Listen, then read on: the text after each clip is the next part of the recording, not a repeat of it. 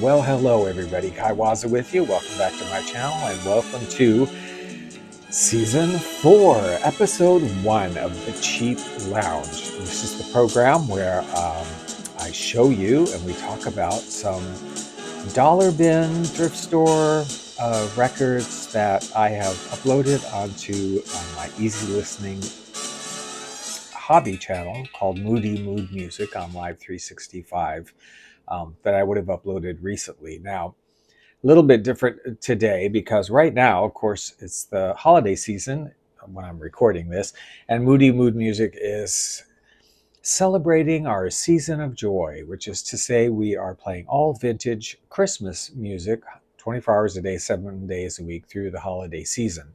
So what I'm showing you now, although it's been digitized and uploaded, is not being played right now. It will be played after the holidays. And in fact, that's kind of what I decided to do over the holiday season is I do have several musical box sets that have been stockpiling a bit because they do take longer to digitize and present. So I thought, while we're just doing holiday music on Moody Mood Music, I'll go ahead and work on digitizing these box sets and getting the music and selections ready for Moody Mood Music to start playing after the holidays. So I have 3 box sets here. I'm going to do a couple episodes of this over the holidays, box sets. Box sets, sometimes maligned. Why? But they are sometimes maligned in the record collecting community, especially if they're not like easy listening collectors, because a lot of the box sets and box sets companies did focus on that kind of music because that's what was popular at the time. Anyway, here is, at least partially. First up, we're going to look at a box set that comes from the year 1970. It's a Reader's Digest set. And I know some of you will groan when you see this, but hey, I'm promoting Moody Mood Music here, okay? This is Lawrence Welk's Orchestra. The box set is Champagne Music Varieties. As I said, Reader's Digest, and it is noteworthy to say it's pleasure programmed. I don't know if you're that familiar with that whole thing, but Reader's Digest for a while did this thing with pleasure programming where they called it this one. I think there were a couple levels of pleasure programming. This one doesn't have the little kit that, I don't know if it came with it or not, but probably not, that shows, if your boss is coming to dinner and you want this kind of a mood, play record 1, side 2, record 3, side 1, and record 5, side 2. And you could line it up in your stackable turntable and it would provide a particular mood as opposed to, varieties. Champagne music is the kind of music that Lawrence Welk became known for and was kind of always known for. It's kind of a sweet, light music. Originally, we're talking from like the 30s and 40s, and I'm thinking I don't know if you're familiar with Guy Lombardo, who did Auld Lang Syne, the version everybody knows. That's champagne music. That band's kind of champagne music. Lawrence Welk did stuff like that. Now, this box set is from 1970, so over the decades, believe it or not, for those who are not familiar with him, Lawrence Welk did modernize his sound as the decades went by. And of course, he had a very well-known television show. Some of you may have watched it. My grandparents used to watch it all the time. And if I was there visiting, which I often was because we lived in a similar neighborhood most of the time, nearby, we would always watch the Lawrence Welk show. And I always liked it, except for the Irish tenor Joe Feeney guy. Otherwise, I really liked it. And many of those people that were performing on the television show are also featured here on the record. But anyway, this is 1970, okay? This is not sounding like something from 1940 or 1950. This box set is all contemporary sounding for the time, but it is easy listening, and it is almost all danceable. It's almost, I think in fact it's all danceable. That's kind of the point of champagne music, I guess. It's a 6-record set, comes in this lovely box. What I love about RCA and a lot of their box sets is on each album, on the back, they put quite a large amount of information about the artist and about the individual songs. So you can learn a lot about these individual songs, the history of them, and about the performer himself. Something about Lawrence Welk that I learned from reading this box set that I did not know. Now, I know Lawrence Welk was from North Dakota, and was kind of, in the hinterlands, raised in the more country area. What I did not know that in this part of North Dakota at the time that Lawrence Welk was born and growing up, that there were whole communities of people there, including his, that didn't speak English. They spoke German. He learned English. I mean, there are obviously German immigrants and some Scandinavian immigrants, whatever, that whole northern part of the country. But in North Dakota, in this area, there were whole communities that spoke German as their first language. This is where Lawrence Welk was born into and raised. He learned English in school as a second language.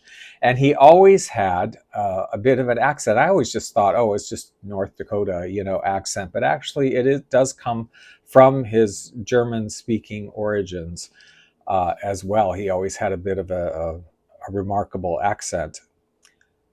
I didn't know that. I didn't know that German was actually his first language. So I like this box set. You can make fun of Lawrence Welk all you want. That's okay. I don't mind. But I really like the latter, which this is like the latter Lawrence Welk stuff. Once you move into the late 60s and 70s, they cover a lot of contemporary hits at the time, like Galveston, songs like that, along with some classics and waltzes. But part of it's vocal. There's different singers on there, and some of it's, the orchestra. But this is, don't turn your nose up. If you like easy listening music, I know some people would just go, oh, Lawrence Welk, and not even, they just go past it. I'm saying don't do that.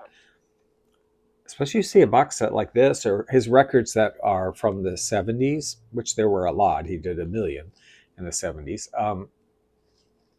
Try it.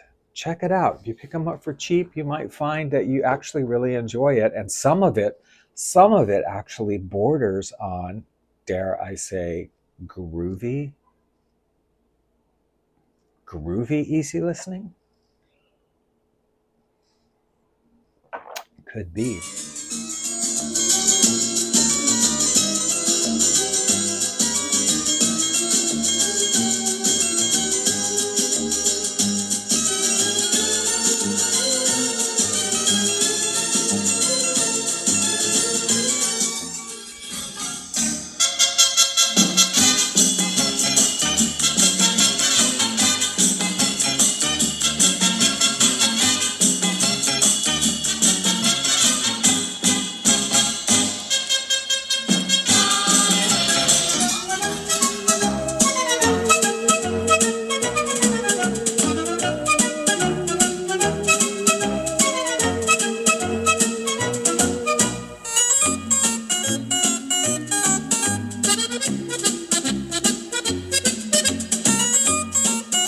All right, next we have a 4-record box set. Now, all of these records in this box set were released individually previous to being released as a box set.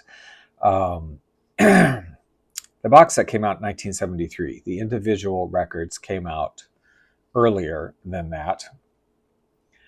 I am talking about The Seasons, Spring, Summer, Winter, Autumn. Now, we're not talking about Vivaldi here. The San Sebastian Strings, I don't really know why they got top billing. Why did the San Sebastian Strings get top billing? Because they're not really them. With Rod McKuen That's your person. That's the star. Rod McKuen and Anita Kerr. Anita Kerr, lovely voice, but the Anita Kerr singers, I guess she was in charge of like the vocal arrangement part of these records. Rod McKuen, if you don't know, I'm not going to go into a huge thing. We have talked about him before, but he's a poet. And he wrote a lot of poems, and he set them to music, or would read his poem, recite his poem with a music underneath it. And then he did sing some also. Not like a serious singer, but I kind of like his singing. It's kind of weird. But anyway, each one of these records is obviously geared toward a season. I had winter already. I've had winter for quite a long time, but I kind of held off on getting the others because I knew this set was out there, and I'm like, I think I'm just going to come across it cheap in the box set, which I did. So this is when I picked it up. But with the 4 records comes a lovely booklet, which has some of his other releases, because he did so many records. Rod McKuen did so many with Warner Brothers, which this is on Warner Brothers. And then he did things on his own label, Stannion, which was where he did any project that Warner Brothers said we're not interested in that one. And he put it out on Stannion along with some other artists. But some, not all, but some of the poems for each record are printed in here.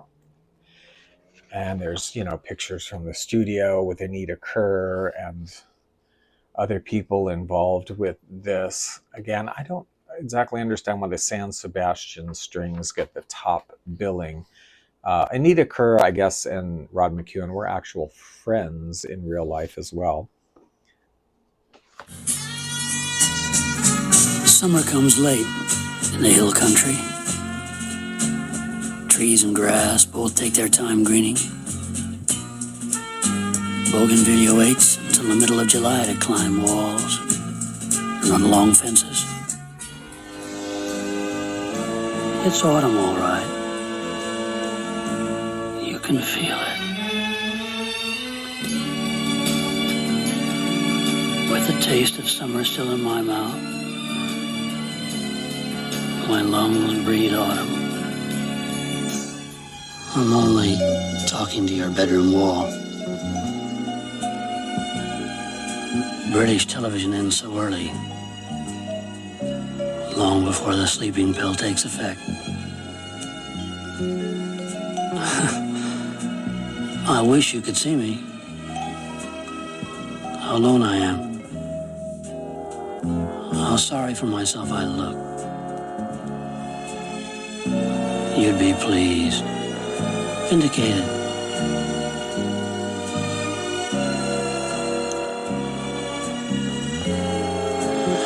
It's taking me so long to fall asleep in this big English bed. If you want it to be my fault, okay, it was.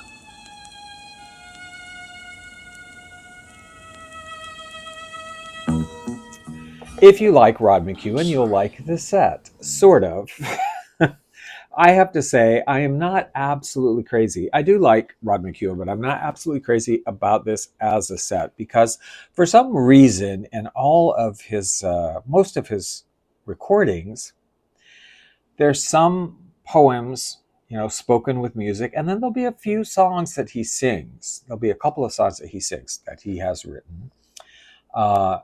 And this has none of that. None of it. Spring, summer, autumn, and winter. It's all strictly spoken word with music underneath it. And I do find, as far as just listening to it through, that it's kind of heavy. Like, you kind of want somebody sing something, like you just kind of want a little bit of. And sometimes, you know how Rod McKuen is, if you know, like sometimes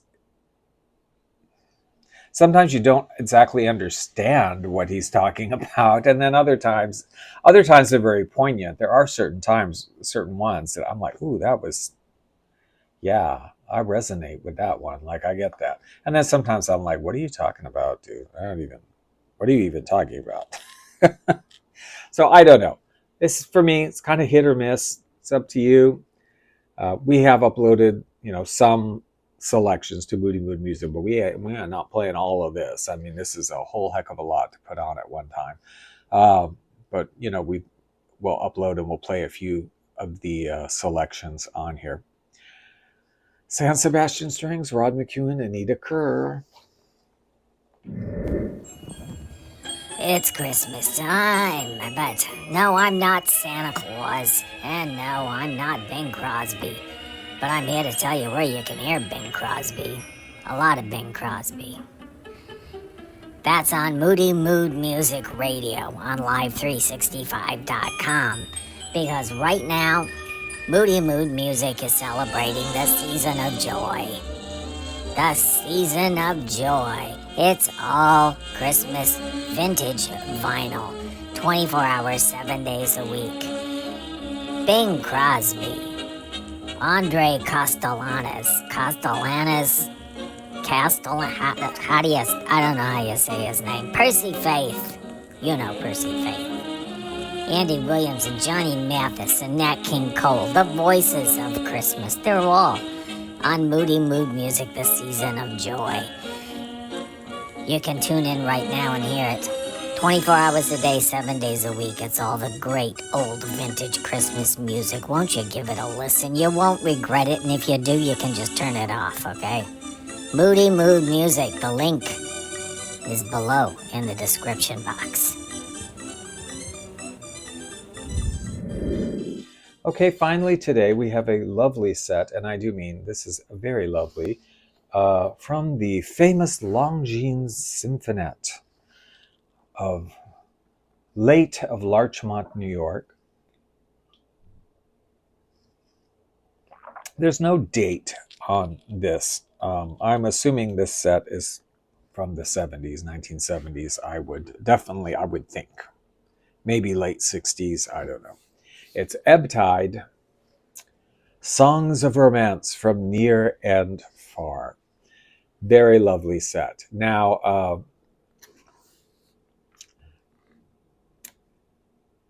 it's very lush. It's very Latin influenced. It doesn't sound like other Longines Symphonette albums. The arrangements don't. The treatments of the song don't. These are all very romantic, faraway place kind of songs, like the title track and the breeze and I and what else? I mean, it's a nice set. Very exotic titles in here. Spanish Eyes, Bahia, Song of the Barefoot Contessa.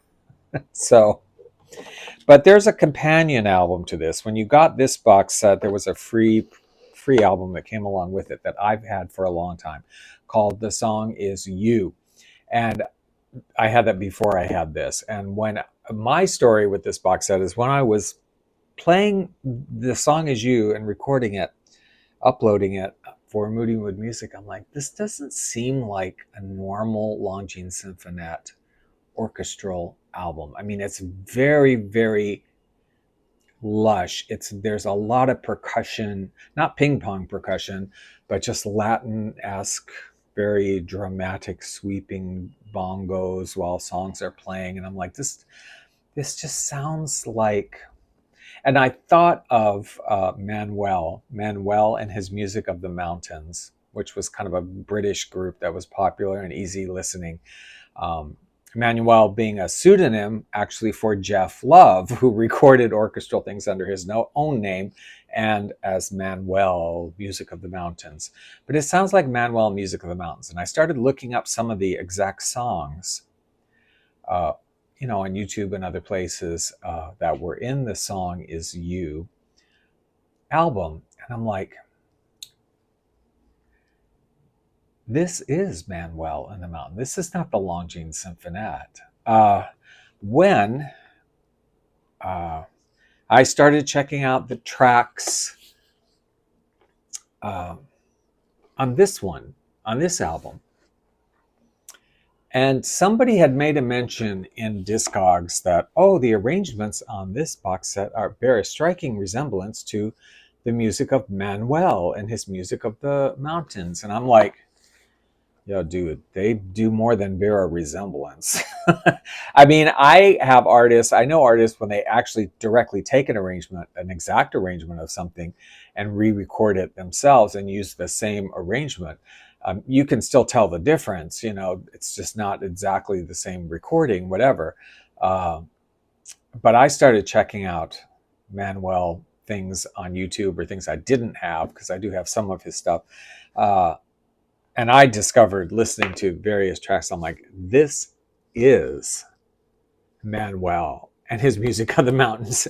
There's not a song on here. There's not a song on this 5-record box set that you cannot find a recording of by Manuel and his music of the mountains. Somehow, I don't know what the story is. I'd love to know the story. I don't know what it is, but somehow Longines Symphonette, they didn't usually do this kind of thing. Well, they did. I mean, like, they would license or get the license, whatever, to other people's music, like they did, like a Nat King Cole set or a Bing Crosby set or something like that. They would, re-put out known artists and their stuff. But this is a little bit different, because they are not crediting Manuel, or Geoff Love is not credited anywhere on here, except I think as a composer of 1 or 2 songs, when you're like,